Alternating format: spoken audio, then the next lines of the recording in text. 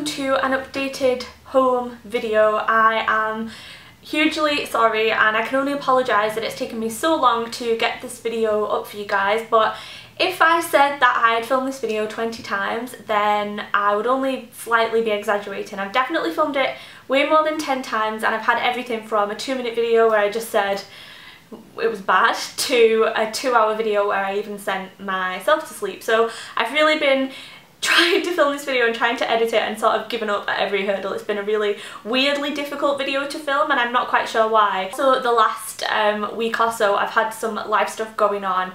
I won't bore you with that, but if you follow me on Facebook and Twitter then you'll know what I'm talking about. So all that matters is I'm here now and I'm here to update you on the home situation, and yeah, let's get it out of the way. So I'm going to start by telling you that you have 2 options in terms of this home update. Now I am well aware, because I read my YouTube comments, I'm well aware that people know that I like to talk and I can't change that about myself.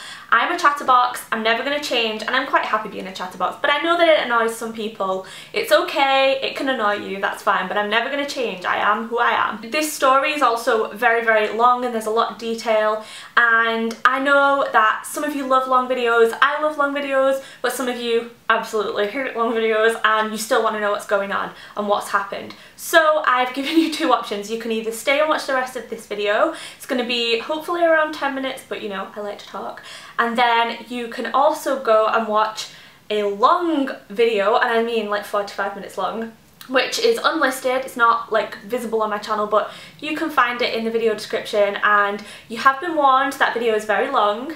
Very chatty, very rambly and very ranty. So if you hate those kinds of videos, don't go over there and leave me a comment saying, oh, this is so long and boring. You have been warned. If you want the nutshell version with just key points, keep watching this video and we'll all be happy. So hopefully you appreciate the fact that I've taken the time to do 2 videos for you. If you just like short videos, which this is not becoming a short video because now I'm rambling. I should warn you that even the 45-minute long video is about half of what happened, just because I don't even know where to start with it all. We were meant to have this house finished in the beginning of October and it ended up, well, it's still not finished. We hired a project manager, we hired a company who came in and gave us a big price. They gave us a price for the whole house, and then they went away and hired plumbers and tilers and joiners and builders and plasterers and damp-proof people. So they went and sort of got people who they knew and they trusted in to do the work, and we just paid them one fee. And there are lots of benefits to that way of doing it. Firstly, we were living about an hour and a half away from the house that we're living in now, so that would have been 3 hours a day, nearly 4 with traffic, of driving and a lot of petrol money to come over every day and oversee everything.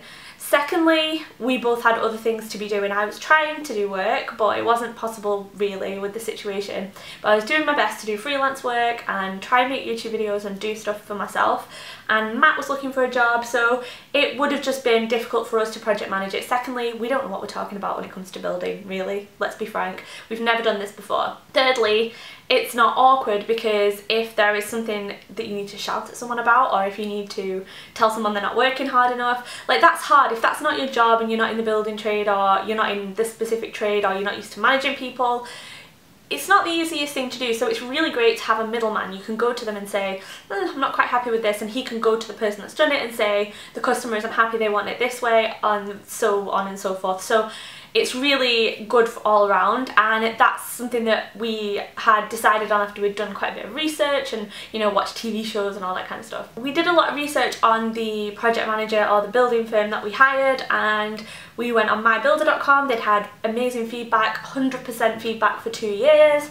We had lots of quotes and we went with the person that we felt, well, the company that we felt really comfortable with right from the get-go. And as soon as they walked in the house, I felt at ease with them, and that's really important because you've got to have a good relationship with them. More on that later. But you've got to have a good relationship with them, and also the good feedback, and you know, everything was looking good. So honestly, I don't hate the builders that kind of were project managing, because they made a lot of mistakes, but I don't think they're like bad people, you know, they're not terrible people. But they did make mistakes. They owned up to the mistakes and they tried to put them right, but it was a little bit, the damage was done, and it was kind of getting to the point where it was getting worse and worse and worse, because what happened is essentially they gave us a price, and it, you know, I'm not talking about a little bit of money, it's like tens of thousands of pounds. They give you the overall price. Obviously they make money on top for their fee for project managing. This is where it can get bad, because if they charge us a lot of money for a job and we think, great, we're going to get great service, we're going to get great tradesmen, and then they go and hire someone cheap to try and make more of a profit margin, then that's where it gets a little bit unfair. And in some of the situations with some of the tradesmen, that's what they did. And we didn't really know about this until way down the line. But what essentially happened is, not only did we get burned in that we got shoddy workmanship, we got things that weren't working, we got broken things, but they also got burned, because as a project manager we pay them to do a job and we don't really see how they've done the job. You know, we only see the end result, and that's, you've paid for a product and you get the product in the end. So they ended up getting burned as well, because not only did they have to pay the first person that did it, but when they messed it up and did it really badly, they then had to pay someone who they should have had in the beginning, who was a good tradesman, to come in and put it right.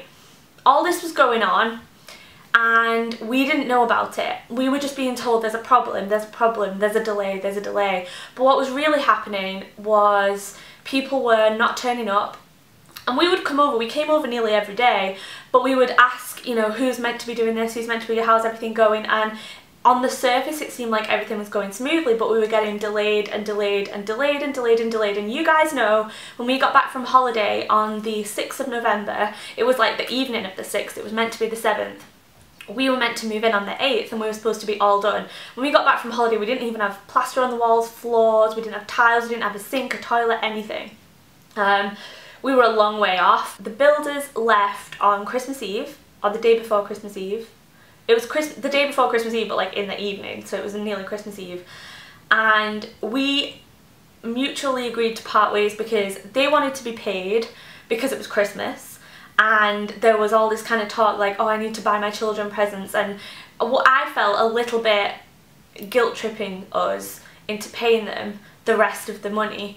And at this point they'd already had about 90% of our money, and I'd, like I said, tens of thousands of pounds. It's not, you know, like a couple of £100, it's like a lot of money. It's our savings, it's like all of our savings, a lot of money. We were not happy to give them the rest of the money because it wasn't finished, and there were plug sockets hanging out the wall, lights not fitted properly, chips in brand new sinks.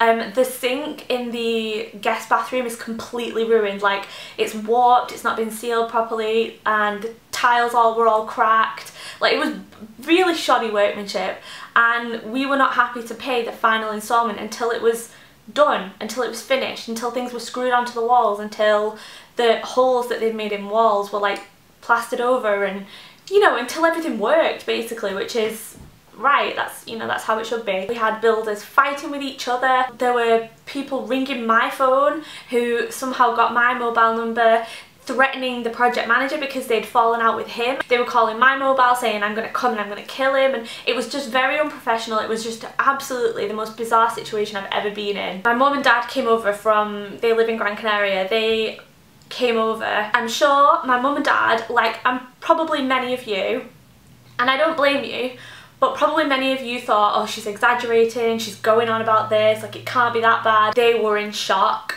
The builders were still in when I went to pick them up at the airport, and this is what their bedroom looked like, that was meant to be finished and meant to have a bed in it and meant to be ready for them to sleep in. We had no heat, no toilets, no running water, and then when we got running water we didn't have hot water because we ended up going, we had to hire our own person to do the boiler because none of the people that he could find, the project manager, actually had the long enough warranty that we wanted, so we got our own guy in to do the boiler. Worst mistake we ever made, because we ended up hiring this rinky-dink company who just caused lots of leaks in the house. We've had the ceiling in the utility room cut open 3 times, the ceiling in the kitchen cut open twice, the ceiling in the living room cut open once. They've had to pull the floor up because they damaged it and relay it because it had all swollen because they just left water on it, and, you know, it just absorbed all the water and it kind of warped. Our toilets were flushing red hot water, not cold water, so there's steam coming out of the toilets. The hot tap was cold, the cold tap was hot. The shower that we paid a lot of money for in our master bathroom was broken 3 times, and then when it actually started working, they've not actually made it look how it's supposed to look. It's supposed to be flat against the wall, and they couldn't do it like that. Water just pouring out of our ceilings, coming out of light fittings, just bad really. So as I said, we decided to part company at Christmas, and we ended up just saying, listen, we will keep X amount of money back. And it was, I think, less money than we should have kept back, to be honest, because I did feel guilty at this point, because it was like I knew that the project manager had really messed up, and I know that he made a loss on this as a project, and I felt bad, but at the same time, that's not my fault. It's not my fault that he tried to be too greedy, tried to make too much profit in the beginning. He should have hired people that he knew would do a good job, and the people that he hired afterwards to correct the mistakes of the first people, they were chatting to me and they said, you know, I gave him a price, he said it was too expensive, and now look what's happened, he's had to get me to come and fix the mistakes that the cheap person had, you know, had made. We had showers that were hooked up to the wrong system, so when we had heating, when it finally worked and we used the electric shower, it's actually burned Matt really badly because it was just scalding hot water.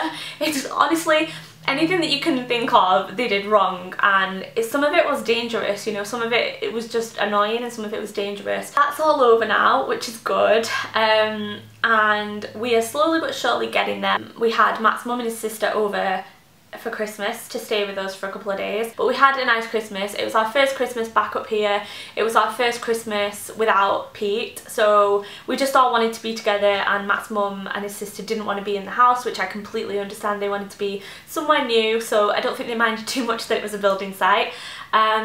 And then we went over to Gran Canaria to see my parents in January, and now we're here in February, so we've only been back for a few weeks in the country, and we've come back refreshed because we were just knackered, to be honest, and drained by the whole process.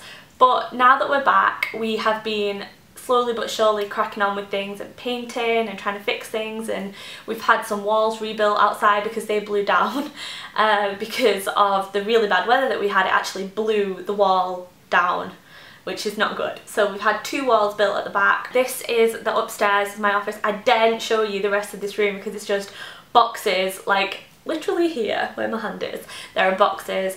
And I know that I keep getting lots of requests for a house tour. I promise you, it's not that I just don't want to show you or that I won't be showing you eventually, but it does take time. Some of the furniture that I've ordered is like a 6-week waiting list, and you know, painting around jobs and around other life things that we've got going on just takes a little bit of time, but we are getting there slowly but surely. Every minute I've got that isn't work or sleeping or eating or cooking or cleaning is painting. I've got a paintbrush in my hand pretty much all the time at the moment, so we will get there. We'll be doing things just as everybody else does along the way, but I will be doing room by room transformations, which will come, you know, every other week or every 3 weeks or whatever, because I've got other DIY projects and some chatty videos about renovations and about advice, although maybe after what I've just said you want to take everything I say and do the opposite, which is fine. So there will be home content every week, and quite frequently will be room transformations as and when we do each room,